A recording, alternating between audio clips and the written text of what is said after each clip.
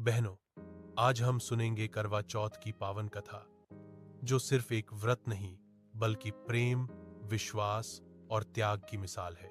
कहानी की शुरुआत बहुत समय पहले की बात है। एक राजा की 7 बेटियां थीं।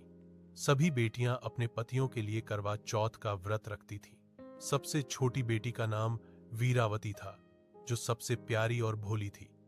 पहला करवा चौथ था और वीरावती ने भी पूरे दिन बिना खाए पिए व्रत रखा। दिन भर भूख और प्यास से वो बहुत कमजोर हो गई। जब रात हुई तो उसे चक्कर आने लगे। उसके 7 भाइयों को अपनी बहन की हालत देखकर बहुत दुख हुआ। उन्होंने सोचा, बेचारी बहन कब तक भूखी रहेगी। तो उन्होंने एक तरकीब निकाली। भाइयों ने पेड़ की पत्तियों में दीपक जलाकर उसे ऐसे दिखाया जैसे चांद निकल आया हो। वीरावती ने सोचा कि सच में चांद निकल आया है। उसने पूजा की और व्रत खोल लिया।